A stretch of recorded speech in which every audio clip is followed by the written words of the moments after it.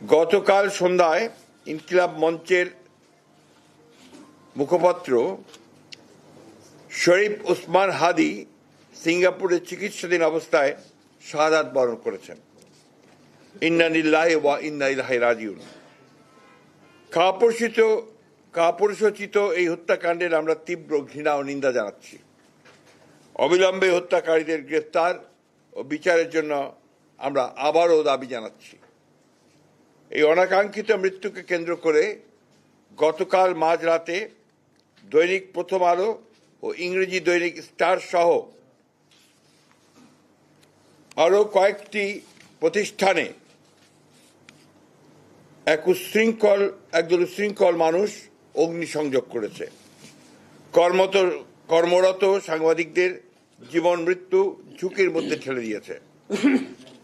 সম্পাদক পরিষদের সভাপতি, নিউ এজের সম্পাদক, ফ্যাসিবাদ বিরোধী জুলাই আন্দোলন সহ দেশের সকল গণতান্ত্রিক আন্দোলনের অন্যতম সাহসী ব্যক্তিত্ব বরেণ্য সাংবাদিক জনাব নুরুল কবিরের উপরে আক্রমণ করা হয়েছে। ছায়ানট সহ আরও কয়েকটি সাংস্কৃতিক প্রতিষ্ঠানে হামলা করা হয়েছে এবং আজ উদীচীতেও হামলা করা হয়েছে এবং অগ্নিসংযোগ করা হয়েছে।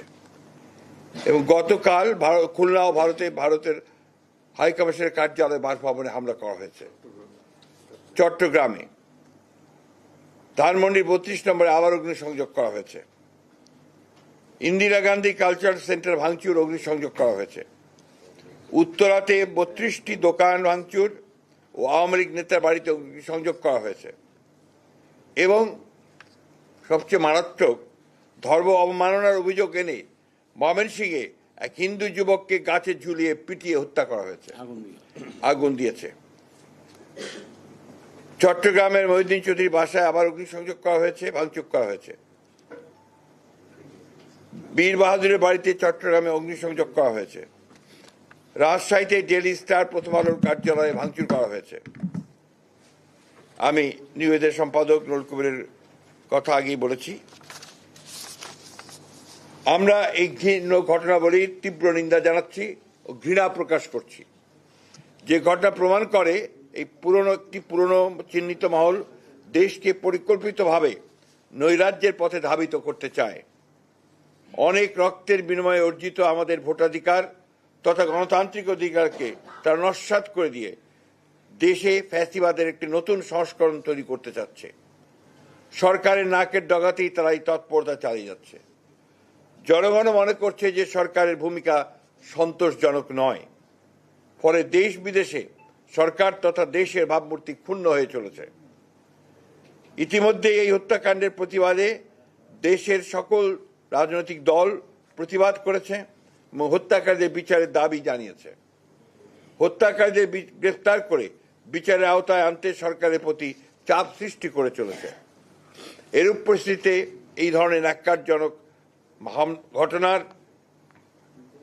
হামলার আমরা জাতীয় সংসদ নির্বাচন তথা গণতান্ত্রিক উত্তরণের প্রক্রিয়াকে অনিশ্চিত করার ষড়যন্ত্র বলেই আমরা মনে করছি। শান্তিকামী গণতান্ত্রিকামী দেশবাসীর পক্ষ থেকে এই ঘৃণ্য ষড়যন্ত্রকারীদের আমরা হুঁশিয়ার করে দিতে চাই। এত রক্তের বিনিময়ে অর্জিত আমাদের দেশকে আমরা ধ্বংস করতে দিতে পারি না। এই অপশক্তিকে ঐক্যবদ্ধভাবে রুখে দিতে হবে। এই ষড়যন্ত্র প্রতিহত করতে নৈরাজ্য বিরোধী সকল রাজনৈতিক সামাজিক শক্তির আজ ঐক্যবদ্ধ হওয়ার কোনো বিকল্প নাই।